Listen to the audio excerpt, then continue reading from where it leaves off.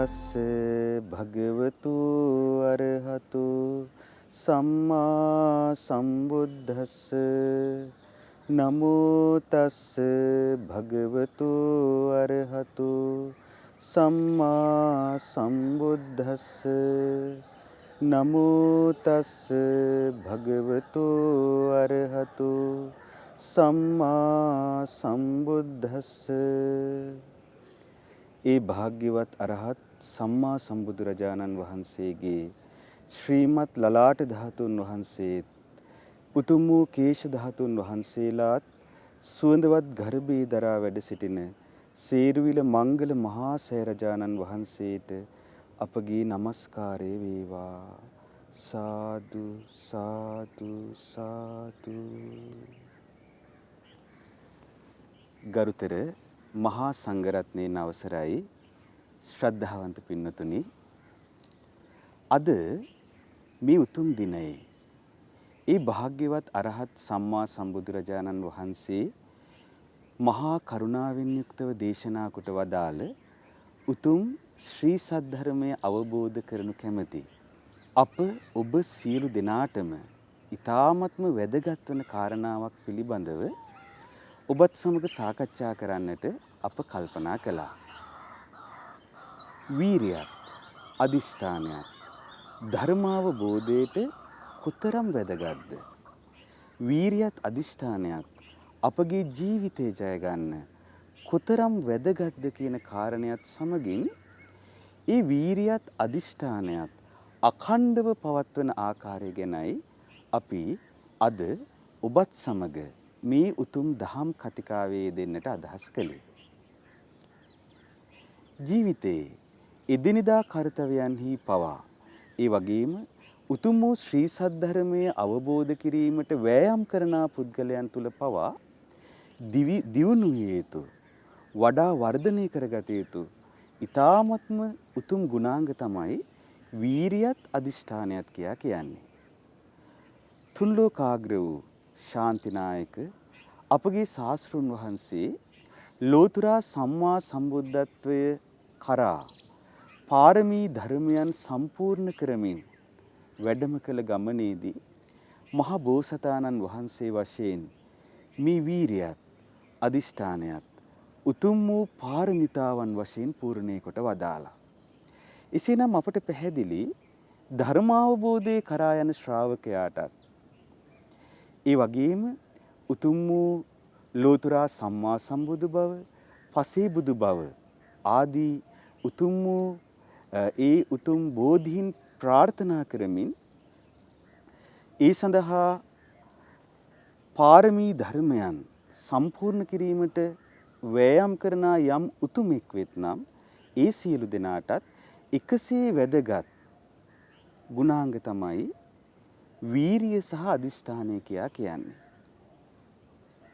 ධර්මාවබෝධය කරා යන ශ්‍රාවකයා උතුම් වූ චතුරාර්ය සත්‍ය ධර්මය අවබෝධ කිරීම අදිටන් කරගෙන තමන්ගේ ජීවිතය උතුම් ආර්ය සත්‍ය අවබෝධය කරා මෙහෙයවන ගමනේදී ඊ타ත්ම වැදගත්, ඊ타ත්ම හොඳින් දියුණු කරගත යුතු ගුණාංග තමයි වීරියත් අදිෂ්ඨානයත් වශයෙන් බුදුරජාණන් වහන්සේ දේශනා කොට තිබෙන්නේ. එපමණක් නොවේ. එදිනෙදා ජීවිතය ගත කරද්දී පවා අපි විවිධ ඉලක්කයන් කරා ගමන් කරද්දී මේ වීරියත් අදිෂ්ඨානයත් කියන උතුම් ගුණාංග අපගේ ජීවිතයට අතිශයින්ම වැදගත් වෙනවා. විතක පාරමී ධර්මයන් වශයෙන් විග්‍රහ වූ, විතක බෝධිපාක්ෂික ධර්මයන් වශයෙන් විග්‍රහ වී තිබෙන, විතක එදිනෙදා ජීවිතයේ දියුණුව කැමැති ගිහි ශ්‍රාවකයා තුළ දියුණු විය යුතු ගුණාංග වශයෙන් විස්තර වී තිබෙන මේ වීරියත් අදිෂ්ඨානයත් යන එකටම පවතින ගුණාංග ද්විත්වය ජීවිතයට ප්‍රගුණ කර ගැනීම තුළ අපගේ ජීවිතයේ විශාල වූ සැපතක් ලබන්නට පුළුවන්කම තිබෙනවා. පින්නතුනි, එදිනෙදා ලෞකික ජීවිතයේදී අපි ලෞකික කරුණු සඳහා කොතෙකුත් අදිෂ්ඨාන කරනවා. ලෞකික කරුණු සඳහා කොතෙකුත් වෙර වඩන්නට අප උත්සාහ කරනවා. ඒ වගේම මේ වීරියත් අදිෂ්ඨානයත් ආධ්‍යාත්මික වශයෙන් අප ආර්ය වූ අරමුණු සාධනය කරගනු පිණිසත් උතුම් ධර්මාවබෝධය පිණිසත් අපගේ ජීවිතය තුළ අත්‍යවශ්‍ය අංග වශයෙන් ප්‍රගුණ කිරීමට ධර්මයේ ප්‍රගුණ කරන ශ්‍රාවකයා උත්සාහ කරනවා. ඒ කොයි ආකාරයට උත්සාහ කරත් මේ වීරියත් අදිෂ්ඨානයත් ප්‍රගුණ කරන කෙනා තුළ තිබිය යුතු මූලික කරුණක් තමයි ආරම්භ කළ අවස්ථාවේදී පවත්වන වීරිය සහ අදිෂ්ඨානය. ඒ කටයුත්ත පූර්ණය කොට අවසන් වන තුරුම පවත්වා ගැනීම. අද අප බොහෝ දෙනා තුළ නැත්තේත් ඒ කාරණයමයි. පින්නතුනි, අපි සාමාන්‍යයෙන් ලෞකික උදාහරණයක් ගනිමු. අපි ලෞකික ජීවිතයේ විවිධ අදිෂ්ඨානයන් ඇති කර ගන්නවා. අපි හිතනවා මේ ඉලක්කය කරා මම යනවා. මෙන්න මේකයි මගේ ජීවිතයේ ඉලක්කය කියලා. අපි අපේ ජීවිතයට ඉලක්කයක් ගන්නවා. හැබැයි ඒ ගන්නා ඉලක්කය පිනිස පවතින අදිෂ්ඨානය, ඒ ගන්නා ඉලක්කය පිනිස පවතින වීරිය අපි අඛණ්ඩවම ඒ ආකාරයට පවත්වනවාද? ඔබ මොහොතක් ඔබ ගැන හිතන්න. සමහර විට ඔබ ඔබේ ජීවිතයේ යම් වෘත්තීමය අරමුණක් ඉලක්කගත කොටගෙන සිටිනවා වන්නට පුළුවන්. එසේත් නැතිනම් ඔබගේ ජීවිතයේ ඔබ මම මරණයට පත්වීමට පෙර මෙන්න මේ දේ මම සාක්ෂාත් කරනවා කියලා කුමක් හෝ එක ඉලක්කයක් හෝ ඉලක්ක කිහිපයක් හෝ ඔබගේ ජීවිතයට ඇති කරගෙන සිටිනවා වන්නට පුළුවන්.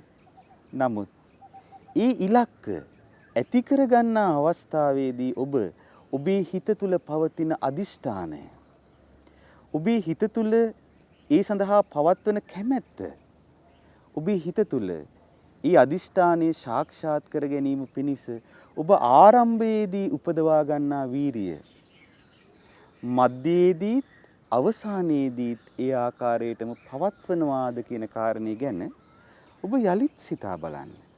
බොහෝ දෙනෙකුට ඒ ආකාරයට ආරම්භයේදී පවත්වන අදිෂ්ඨානයත් ආරම්භයේදී පවත්වන වීරියත් අඛණ්ඩව පවත්වාගත නොහැකි.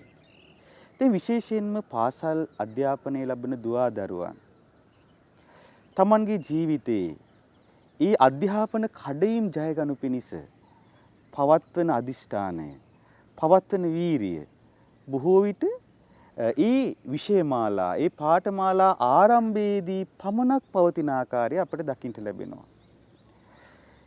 ඒ අධ්‍යාපනයේ ලබන අතරතුරදී ඒ මධ්‍යයේදී ඔවුන් ඒ වීරිය, ඒ අදිෂ්ඨානය ලිහිල් කරගන්නවා.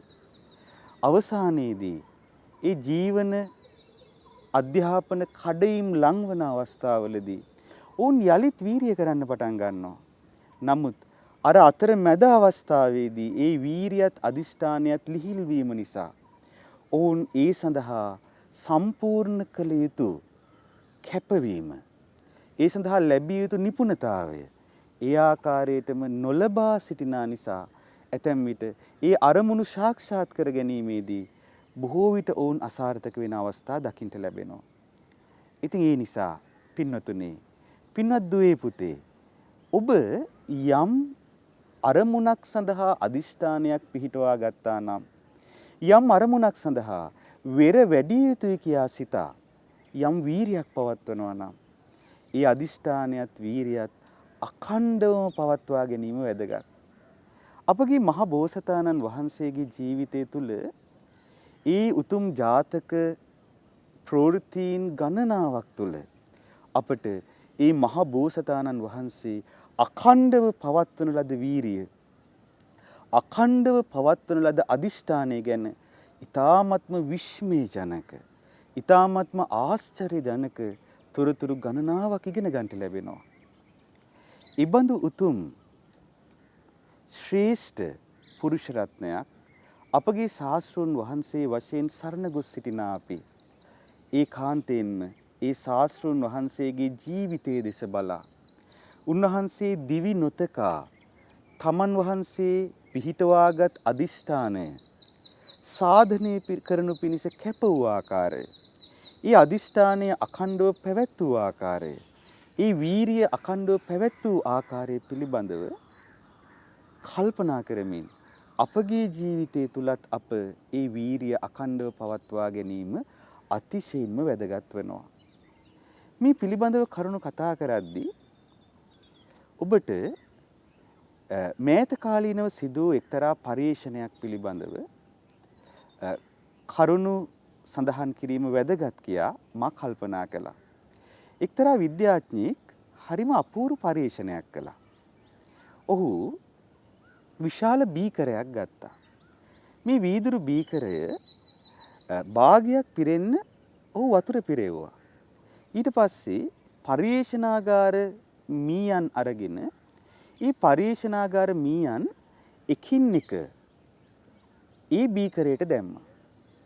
ඔහුට අවශ්‍ය වුණේ හුදෙක් ජලතලයේ මත Tamanගේ වෑයමින් ඉබඳු මීයෙකුට කොතරම් කාල වේලාවක් Tamanගේ ජීවිතේ රැකගෙන කාලය ගත කළ හැකිද යන්න පිළිබඳව පරීක්ෂණ කිරීම. ඉතින් ඔහු පළවෙනි මීයා අරගෙන අර වතුර බීකරයට දාලා බලා ඉන්නවා දැන්. කොතරම් වෙලාවක් මේ මීයා මේ වතුර තලයේ Tamanගේ ජීවිතේ රැක ගනීද? ඔබ දන්නවා බීකරය තුල තියෙන වීදුරු බිත්ති. මීයට ඒ වීදුරු බිත්ති නැගලා යන්න බෑ.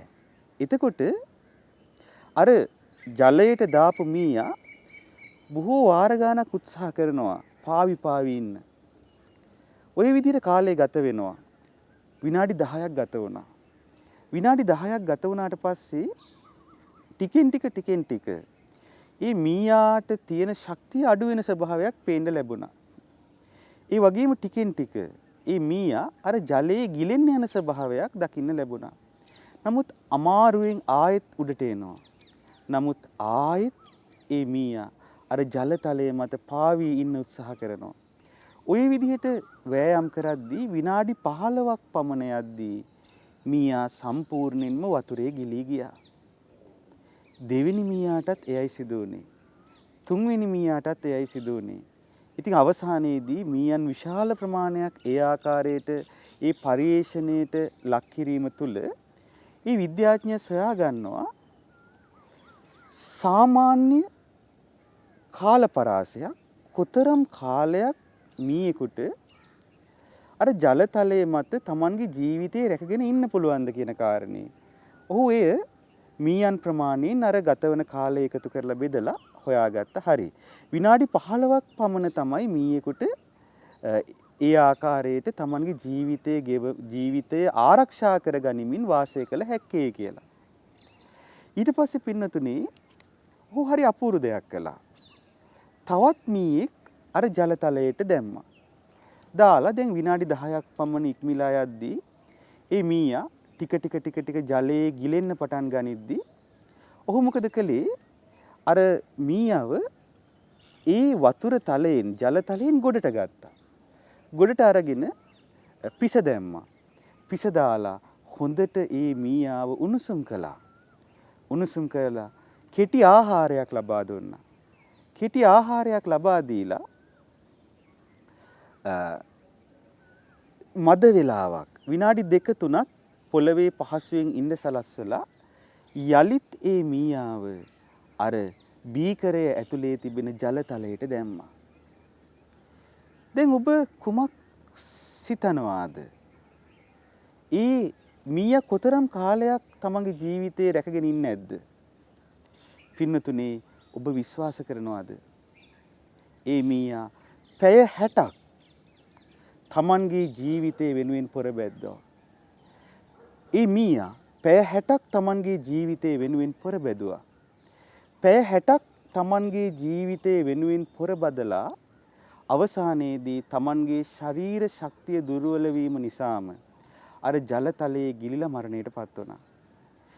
එතකොට එහෙනම් ඔබ හිතන්න දැන් මුලින් විනාඩි 15ක් තුල තමන්ගේ ජීවිතය අවසන් කළ මීයන්ගේ ඒ වගේම අර ඒ ආකාරයට ගිලෙන්න යද්දී ආයෙත් ගොඩට අරගෙන උණුසුම් කරලා ස්වල්ප වූ ආහාරයක් ලබා දීලා යලිත් වතුරට දාපු මීයන්ගේ ඇති වූ මේ වෙනසට හේතුව මොකක්ද?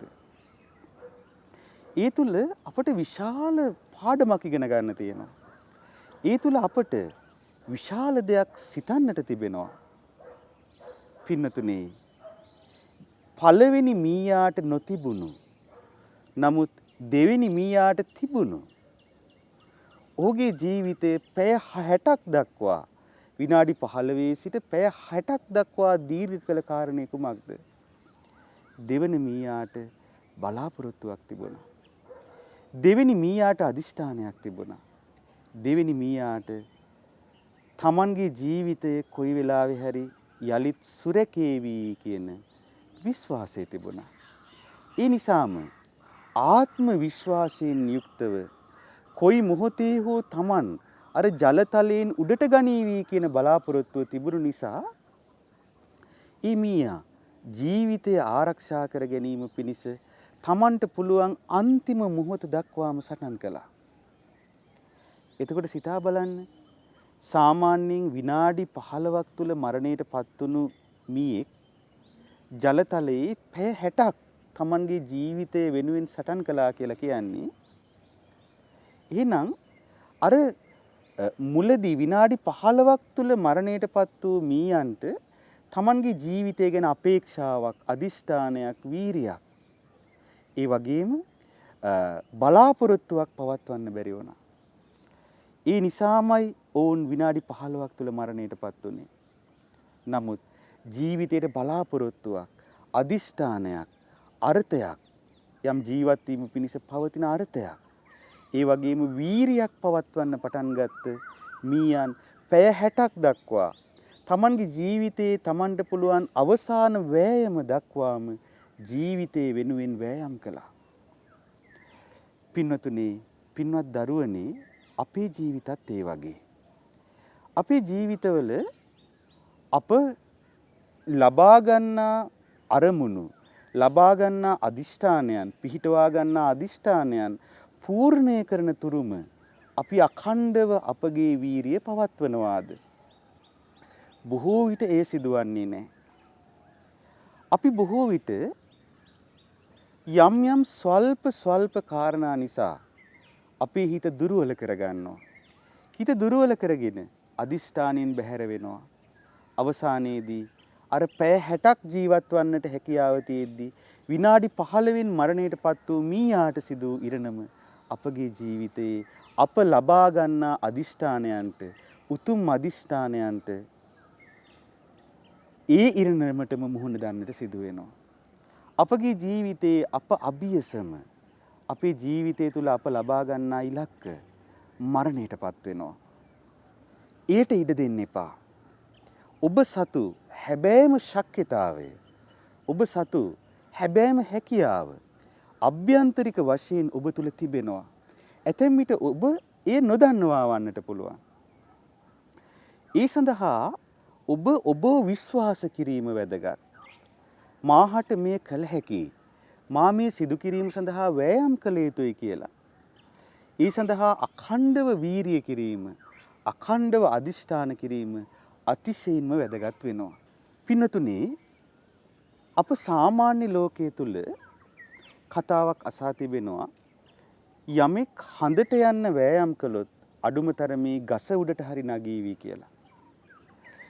ඉතින් ඔබගේ ජීවිතයේ අඩුම තරමේ යම් ඉලක්කයක් සඳහා වෑයම් කිරීමට ආරම්භ කළොත් ඒ ගමනේ යම් දුරක් හෝ ගමන් කිරීමට ඔබට හැකි වේවි.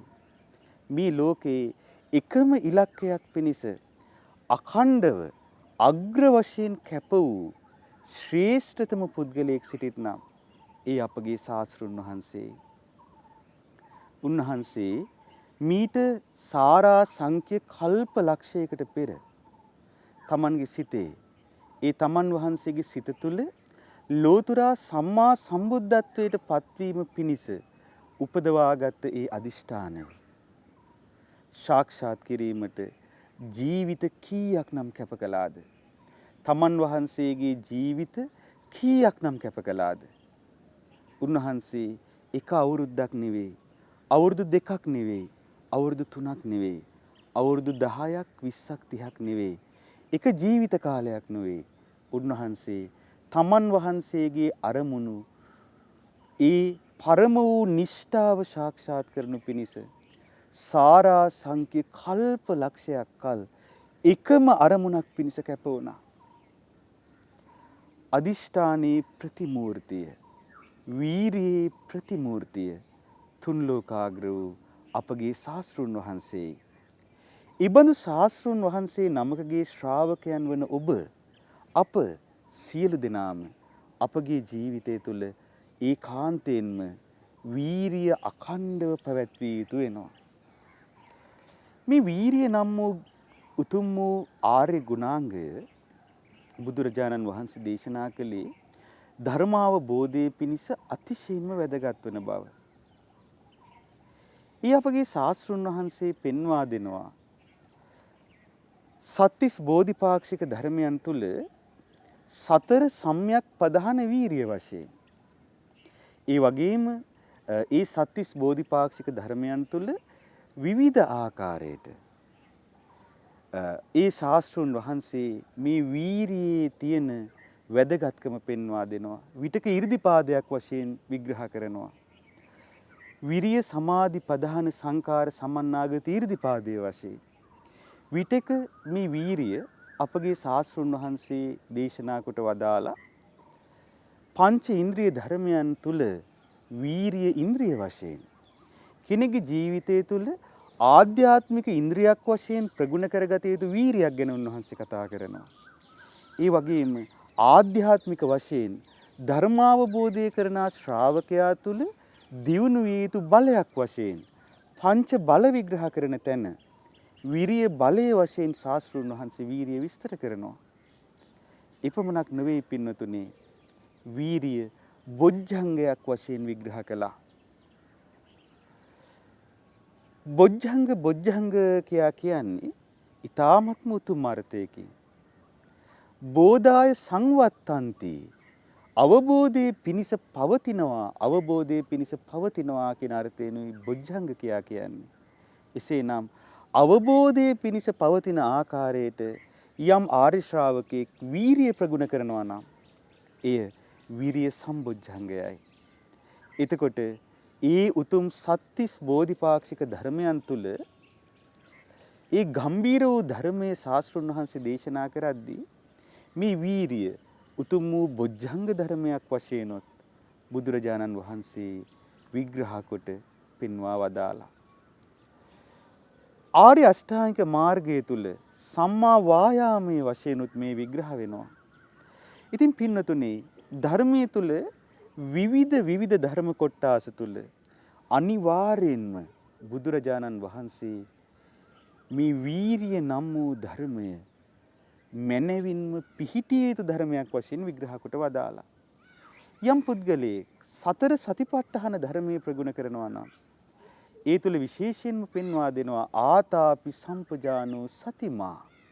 යම් කෙනෙක් ඒ සතිපට්ඨාන වැඩි යුතු ආකාරය ආතාපි කෙලස් තවනා වීරිය ඔහු සිහිය දියුණු කරද්දී පවත්වනවා.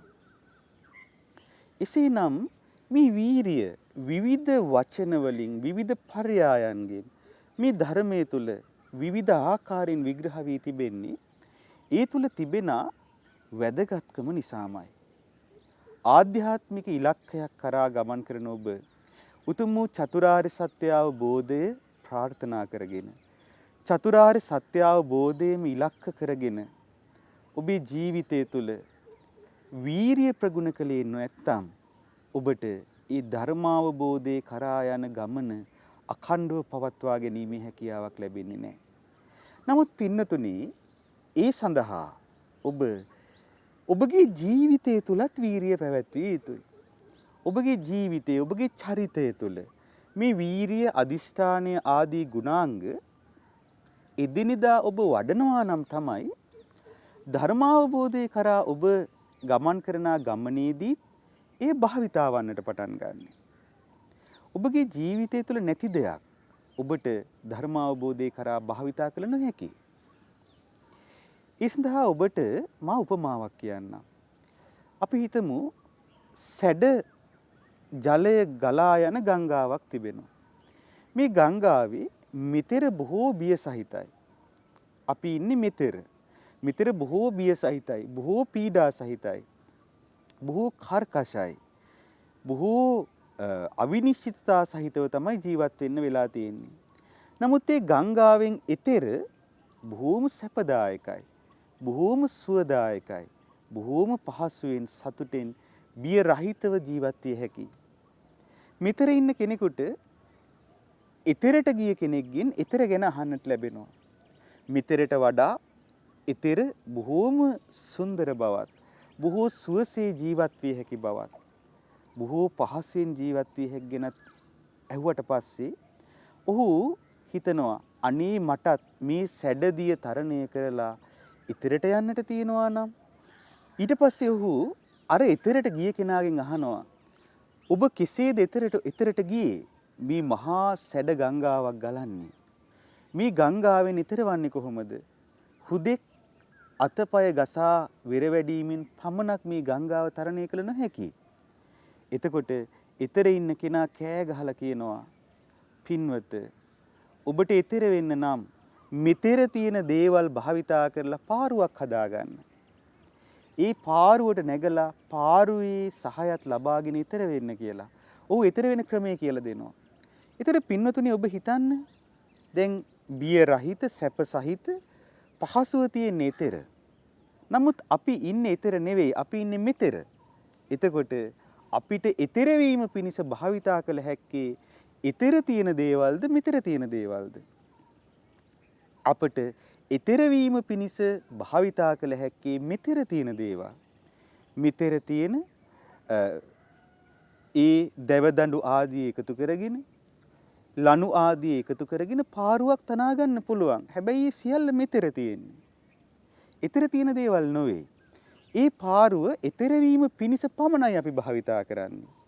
එතර වුණාට පස්සේ ඒ පාරුව කර තබාගෙන යන්නේ නැහැ. ඒ පාරුවෙන් අපි එතර වෙලා එතරට ගොඩ වෙනවා. අන්න ඒ වගේම පින්නතුනේ අපි මේ සසර සැඩ පහරක් වගේ නම් මේ සසර සැඩ පහරෙන් එතර වීම පිණිස අඛණ්ඩව වෑයම් කරන විට අපට මෙතර අපගේ ජීවිතයේ එතර නොවූ මේ සාමාන්‍ය ජීවිතය තුළ අප දියුණු කරන ලද ගුණාංග තමයි එතර වීම පිණිස අවශ්‍ය මූලික ගුණාංග වශයෙන් භාවිතා කිරීමට තිබෙන්නේ. ඉතින් ඒ නිසාම අපි අපගේ මේ ජීවිතය තුළ විවිධ උතුම් ගුණාංග වර්ධනය කොටගෙන තිබෙනවා නම් ඒ වර්ධනය කරගත් ගුණාංගම තමයි ධර්මයේ ප්‍රගුණ කිරීමේදී ආධ්‍යාත්මික වශයෙන් අපට සසර සැඩ පහරින් එතර වීම පිණිස අවශ්‍ය වන උපකාරක ධර්මයන් වශයෙන් භාවිතා කිරීමට හැකියාව තිබෙන්නේ. මහ බෝසතාණන් වහන්සේ උම්මංග ජාතකයේදී රටක ඒ රටේ වාසය කරන ජනතාවගේ ආරක්ෂාව පිණිස භාවිතා කළ නුවණ උන්වහන්සේ සම්මා සම්බුද්ධත්වයේ ලබනා ජීවිතයේදී උතුම් වූ ප්‍රඥාව වශයෙන් කෙලෙස් ප්‍රහාණය කිරීම පිණිස භාවිතා කරනවා. ඒ අපගේ ශාස්ත්‍රඥ වහන්සේ මහා කපි ජාතකයේදී ඒ තමන් බොහෝම කරුණාවෙන් උපකාර කළ මගියාට ඒ ප්‍රපාතයෙන් ගොඩේම පිණිස උපකාර කිරීමෙන් ඉතා කැපවී උපකාර කිරීමෙන් ප්‍රගුණ ලද කරන ලද වීරිය.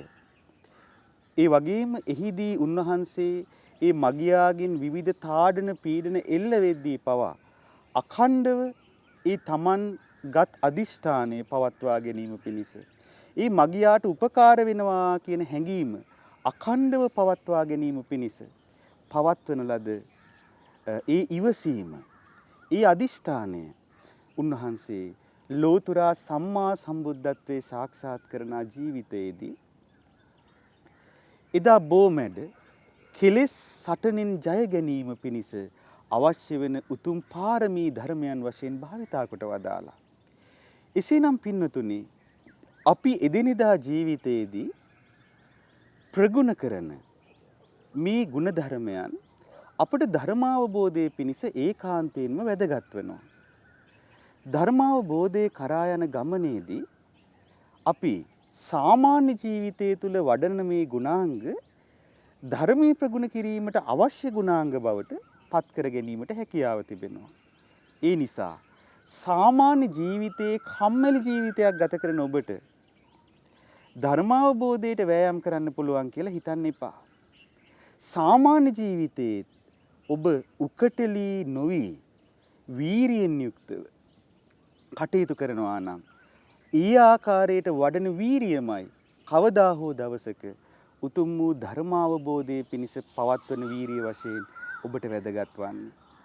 ඉතින් ඒ නිසා එදිනෙදා ජීවිතය ඔබ ගත කරද්දී මේ උතුම් ගුණාංග ඔබගේ ජීවිතයට එකතු කරගන්න කල්පනා කරන්න. මේ උතුම් ගුණාංග ඔබ ඉගෙන ගන්නා දරුවෙක් නම් ඔබගේ අධ්‍යාපනය දියුණු කර ගැනීම පිණිස භාවිතා කරන්න. ඔබ යම් වෘත්තියක නියැලෙනවා නම් ඒ වෘත්තිය දියුණු කර ගැනීම පිණිස ඒවා භාවිතා කරන්න. ඔබේ ජීවිතයේ ඔබ යම් ඉලක්කයක් ලබාගෙන සිටිනවා නම් ඒ ඉලක්කය සාක්ෂාත් කිරීම පිණිස ඔබ මේ උතුම් ගුණාංග භාවිතා කරන්න. පින්වතුනේ අමතක කරන්න එපා. ජීවිතයට ලෞකික ඉලක්ක වගේම ඔබට ආධ්‍යාත්මික ඉලක්කයන්ද තිබිය යුතුමයි.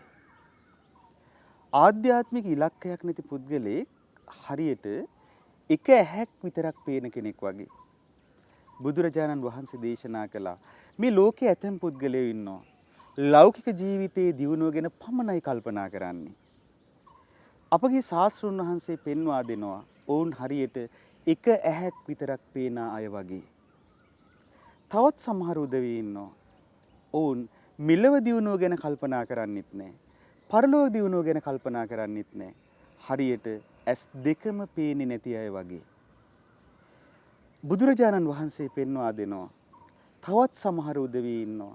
මෙලව ගැනත් පරලොව ගැනත් දෙලොව ගැනම කල්පනා කරනවා.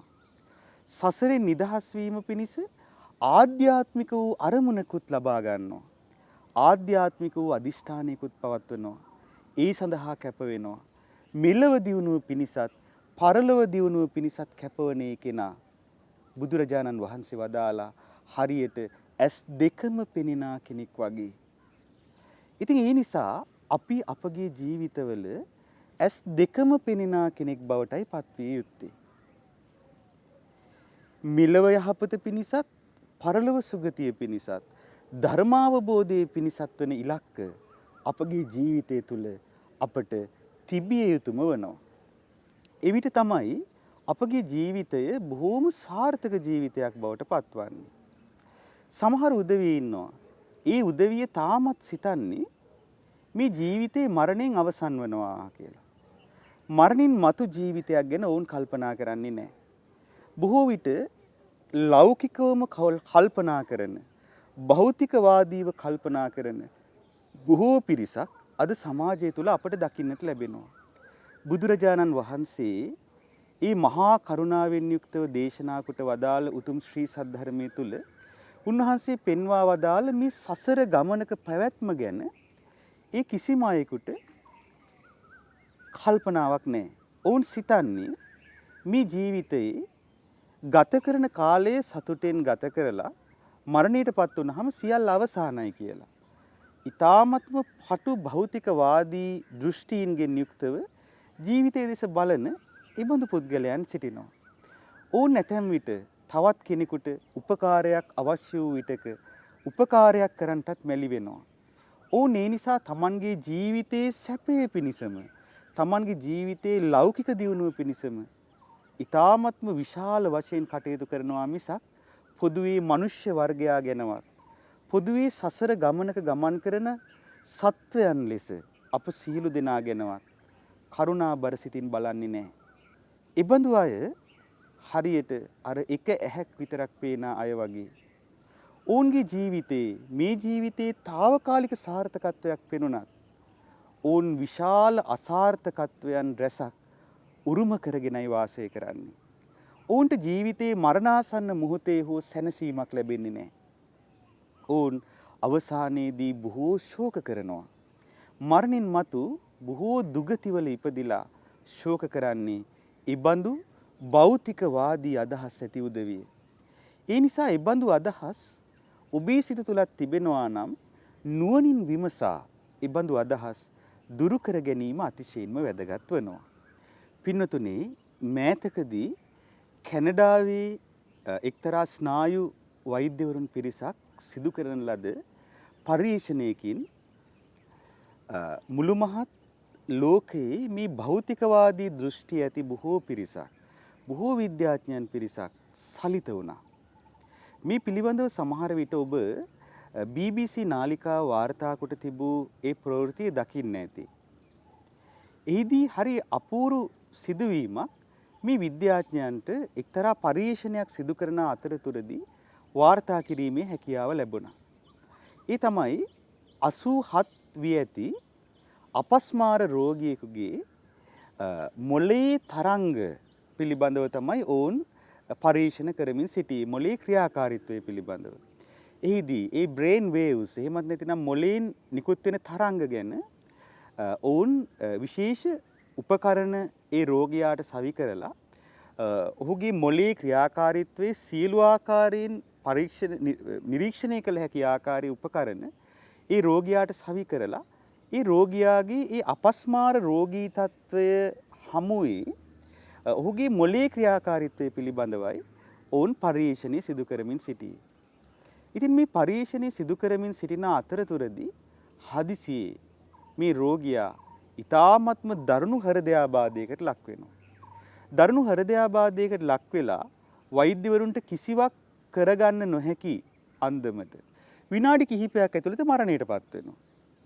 එතකොට බලන්න දැන් අපස්මාර රෝගියෙකුගේ මොළයේ ක්‍රියාකාරීත්වය පරීක්ෂා කරන්න ඔහුට සියලු උපකරණ සවි කරලා තියෙද්දි හදිසියේ හෘදයාබාධයකින් මේ රෝගියා මරණයටපත් වෙනවා.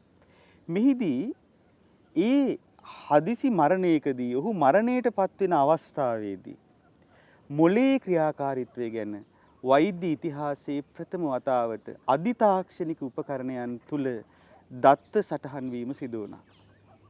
මෙහිදී ඔවුන් අපූර්ව දෙයක් සොයාගත්තා.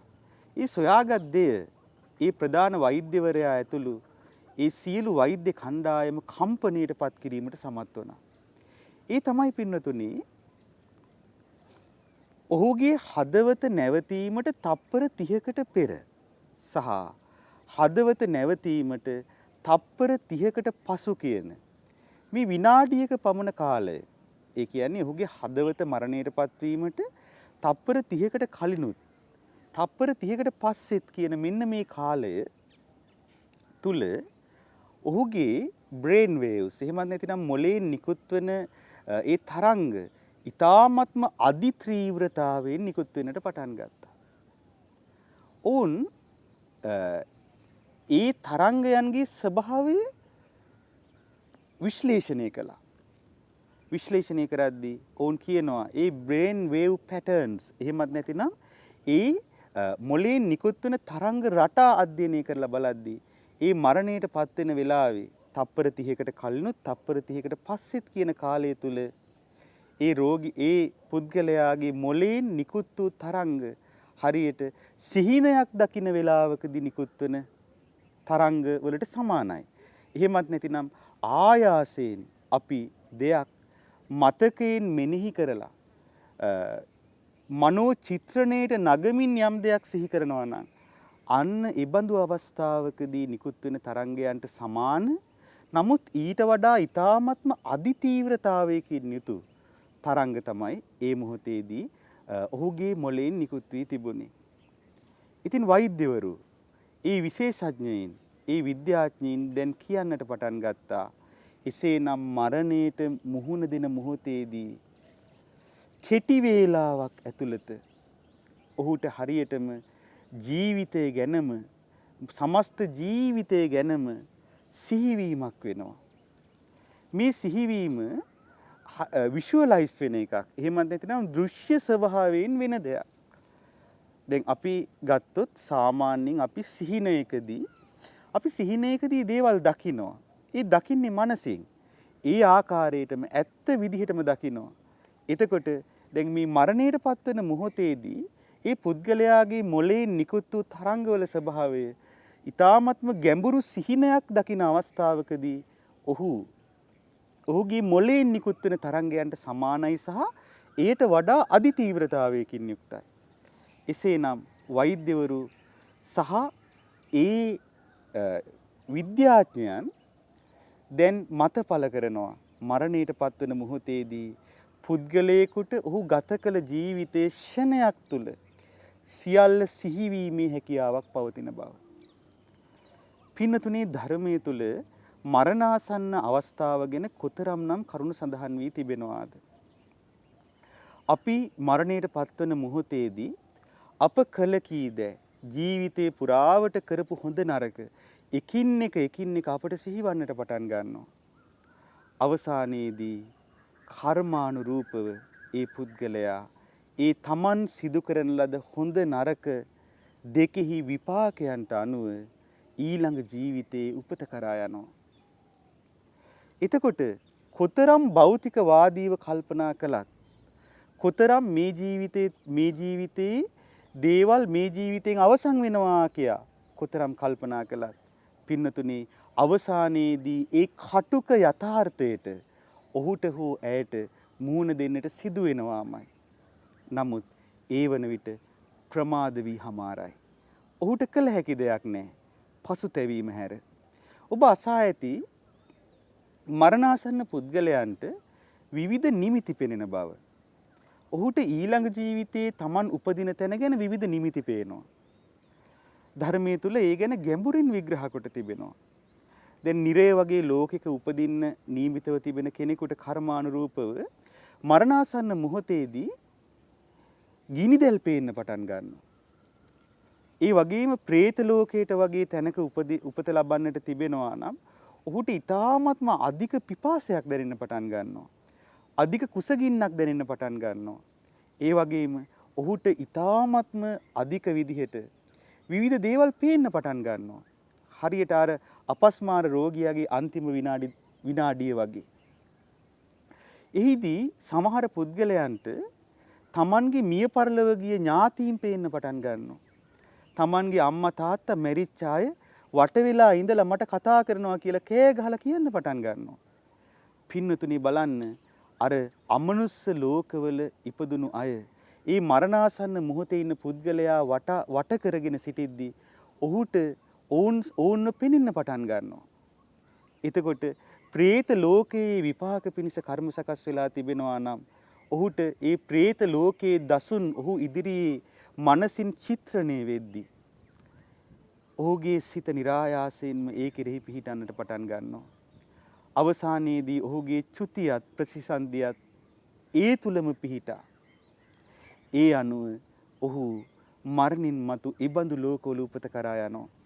අවසානයේදී මේ ජීවිතයේ ඔහු හිතේ පවත් වූ දෘෂ්ටිය ඔහුට අදාළ වෙන්නේ නැහැ. ඒ දෘෂ්ටිය නිසාම ඔහු නිරයගාමි එහෙමත් නැතිනම් තිරිසන් ලෝක ආදී පවිතු ලෝකවල උපදිනවා. මේ නිසයි පින්නතුනේ අපි ආධ්‍යාත්මික වූ ඉලක්කයක් අපගේ ජීවිතය තුළ දියුණු කරගත යුත්තේ. මේ ජීවිතයේදී විභාගයක් සමත් වීම, ඒ වගේම වෘත්තියේ ඉහළට යෑම, ඒ වගේම ජීවිතයේ මිල මුදල් හරි හම්බ කිරීම, දීපල වතුපිටි ඉඩකඩම් ලබා ගැනීමට එහා ගිය ආධ්‍යාත්මික වූ ඉලක්කයක් ධර්මයේ ජීවමානව පවතින යුගයක ඉපද සිටිනා මිනිසුන් ලෙස අපට තිබිය යුතුයි. පින්නතුනි, ඉබඳු ආධ්‍යාත්මික ඉලක්කයක් උපදවා ගන්නා පුද්ගලයා ඒ ආධ්‍යාත්මික ඉලක්කය සාක්ෂාත් කිරීමට නම් ඒ පිණිසවන වීරියත් ඒ පිණිසවන අදිෂ්ඨානයත් අඛණ්ඩව පැවැත්විය යුතුයි. මේ හෝරාවක පමණ කාලයේ පුරාවට අප කතා කළ වැදගත් දහම් කරුණු තුල ඊ타ත්ම තදින් මා ඔබට අවධාරණය කිරීමට උත්සාහ කරන්නේ මේ ආකාරයට පවත්වන වීරිය ආරම්භ ධාතු, නික්ඛම ධාතු සහ පරක්කම ධාතු වශයෙන් අඛණ්ඩව පැවැත්විය යුතු බව. මොකද බොහෝ දෙනෙක් තමන්ගේ ජීවිතය තුළ පවත්වන වීරිය හරියට සෝඩා බෝතලයක් කැඩුවා වගේ ආරම්භක අවස්ථාවේ පමණයි පවත්වන්නේ. ඊට පස්සේ මධ්‍යයේදී විහිරිය පවත්වන්නේ නැතුව ලිහිල් කරගන්නවා. අවසානයේදී හරියට කඩිගුලක් ඇවිස්සුනා වගේ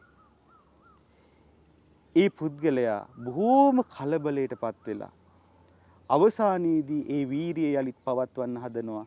නමුත් එහිදී ඔහු ප්‍රමාද වැඩි. ඒ නිසා පින්නතුනේ මේ වීරියත් ඔබ සිදු කරන අදිෂ්ඨානයේ මුල් කරගෙන පවත්වන වීරිය අඛණ්ඩව පවත්වා ගැනීමට උත්සාහ කරන්න.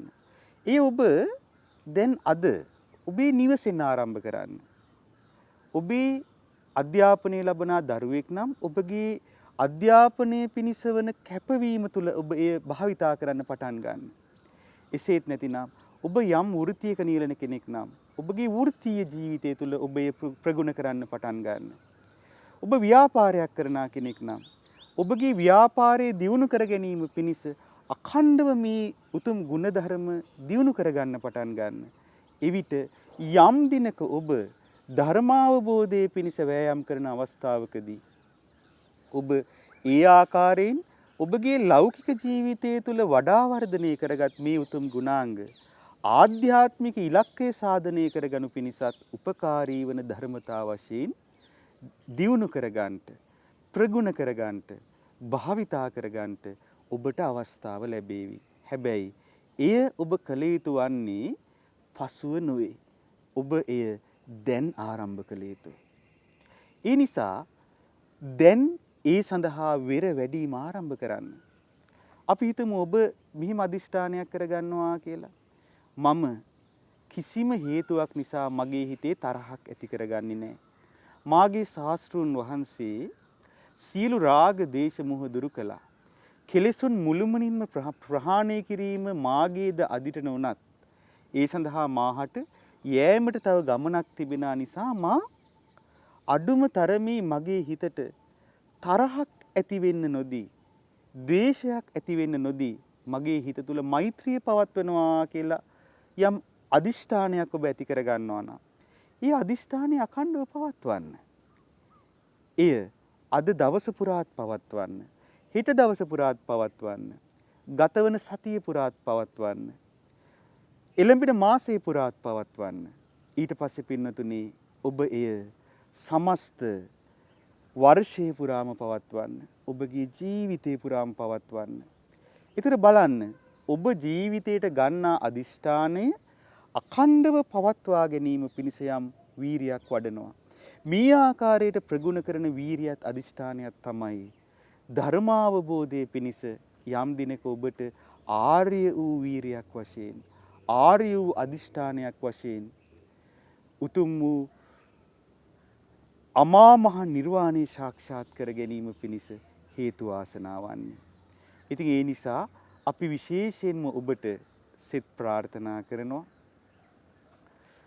මේ රැස්වන සියලුම පුණ්‍ය ධර්මයන් හේතු වෙලා ජීවිතේ දියුණු කරගෙන උතුම් වූ අදිෂ්ඨානයත් වීරියත් ජීවිතය තුළ දියුණු කරගන්නට ඔබට සියලු ශක්තිය ධෛර්ය වාසනාව ලැබේවා කියලා විශේෂයෙන්ම මේ රැස් උදාර පුණ්‍ය සම්පත්තිය පින් කැමති සියලු දෙවියන් බ්‍රහ්මයින් නාගයින් ඉෂ්ට දේවතාවුන් වහන්සේලා අනුමෝදන් වෙත්වා. සේරුවිල මංගල මහා සෑ රජුන් සුරකින්න සමිද්ද සුමන නා රජුන් ප්‍රධාන නා පිරිසද මේ පින් අනුමෝදන් වෙත්වා. අනුමෝදන් වී ආයුෂයෙන් වර්ණයෙන් සැපයෙන් බලයෙන් යසින් වැඩි සුවසේම උතුම් වූ චතුරාර්ය සත්‍ය ධර්මය අවබෝධ කිරීමේ දුර්ලභ වූ වාසනාව ලබත්වා කියලා අපි සාදු කියලා පින් අනුමෝදන් කරමු. ඒ වගේම අප සියලු දෙනා නමින් මිය පරලොව ගිය සියලුම නෑහිත මිතුරෝ මේ පින් අනුමෝදන් වෙත්වා. අනුමෝදන් වී පරලොව ජීවිත වාසනාවන්ත වෙත්වා සුවපත් වෙත්වා සැනසීම ලබත්වා කියලා සාදු කියලා පින් අනුමෝදන් කරමු. ඒ වගේම රැස් කළ සියලු පුණ්‍ය ධර්මයන් විශේෂයෙන්ම අප සියලු දෙනාටම කරුණාවෙන් උතුම් ධර්මයේ කියා දෙන අපගේ ධර්මාචාර්ය ගුරු දේවයන් වහන්සේලා සියලු දෙනා වහන්සේටද ඒ වගේම සමස්ත රටවාසී ලෝවාසී සියලුම දෙනාටත් මේ දිනවල යුක්‍රේනයේ සහ රුසියාවේ ඊ타ත්ම බලවත් අපහසුතාවයන්ට ලක්ව සිටින අපේම සහෝදර ඒ මිනිසුන් සියලුම දෙනාටත් අප සියලු දෙනාටත් සියලු කරදර බාධා සියල්ල දුරු වෙලා නිදුක් නිරෝගී සුව සම්පත් උදා වෙලා උත්සාහයෙන් වීරියෙන් යුක්තව අදිෂ්ඨානයෙන් යුක්තව ජීවිතේ ජය ගන්නට අප රැස් කරන මේ සියලු පුණ්‍ය ධර්මයන් මේ ධර්ම ශ්‍රවණයෙන් රැස් වූ පින සියලු ආකාරයෙන් හේතු වාසනා වෙත්වා කියලා සාදු කියලා පින් අනුමෝදන් කරන්න. සියලු දෙනාට ශ්‍රීමත් ලලාට ධාතුන් වහන්සේගේද උතුම් වූ කේශ ධාතුන් වහන්සේලාගේද සේරුවිල මංගල මහා සෑරජානන් වහන්සේගේද ආශිර්වාදේ සැලසෙත්වා. සියලු දෙනාට තෙරුවන් සරණයි.